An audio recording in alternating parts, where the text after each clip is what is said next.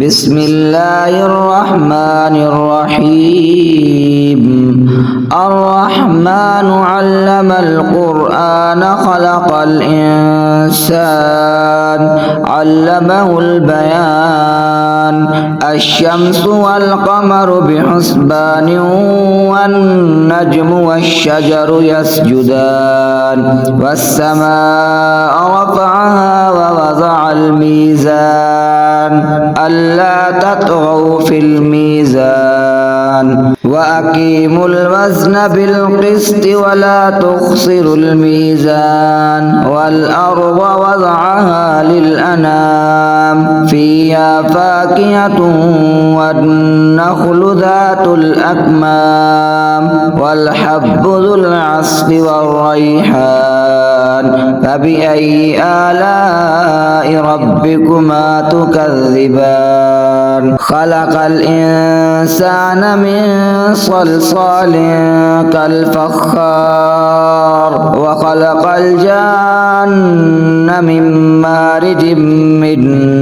نار فبأي آلاء ربكما تكذبان رب المشرقين ورب المغربين فبأي آلاء ربكما تكذبان مرج البحرين يلتقيان بينهما برزخ لا يبغيان فبأي آلاء ربكما تكذبان يخرج منهما اللؤلؤ والمرجان فبأي آلاء ربكما تكذبان وله الجوار المنشآت في البحر كالأعلام فبأي آلاء ربكما تكذبان كل من عليها فان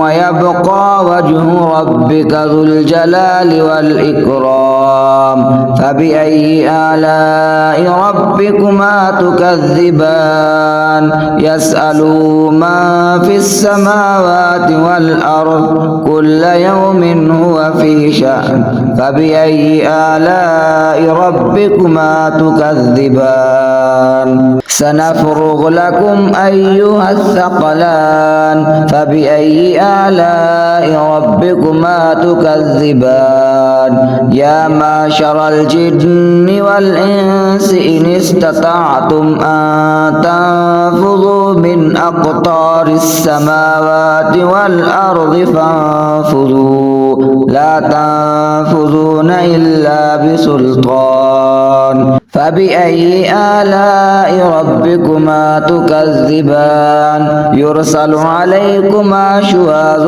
من نار ونحاس فلا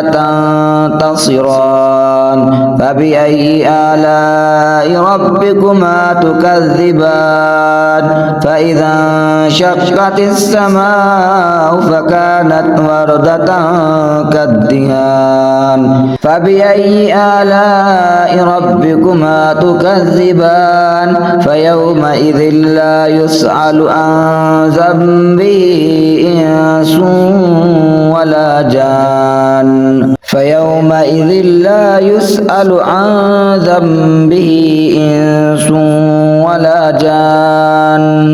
فبأي آلاء ربكما تكذبان يعرف المجرمون بسيماهم فيؤخذ بالنواصي والأقدام فبأي آلاء ربكما تكذبان هذه جهنم التي يكذب بها المجرمون يطوفون بينها وبين حميم آن فبأي آلاء ربكما تكذبان ولمن خاف مقام ربه جنتان فبأي آلاء ربكما تكذبان ذواتا أفنان فبأي آلاء ربكما تكذبان في فيهما عينان تجريان فبأي آلاء ربكما تكذبان فيهما من كل فاكهة زوجان فبأي آلاء ربكما تكذبان متكئين على فرش بطائنها من استبرق وجنى الجنتين دان فبأي آلاء ربكما تكذبان فيهن قاصرات الطرف لم يطمسهن إنس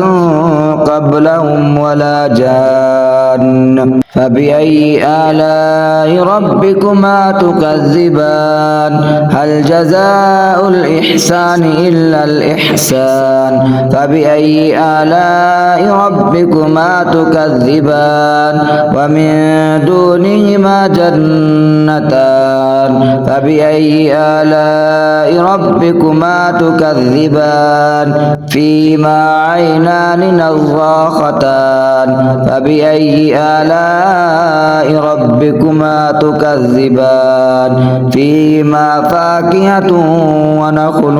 ورمان فبأي آلاء ربكما تكذبان فيهن خيرات حسان فبأي آلاء ربكما تكذبان حور مقصورات في الخيام فبأي آلاء ربكما تكذبان لم يطمسهن إنس قبلهم ولا جان فبأي آلاء ربكما تكذبان متكئين على رفرف خضر وأبقري حسان فبأي آلاء ربكما تكذبان تبارك اسم ربك ذي الجلال والإكرام صدق الله العظيم.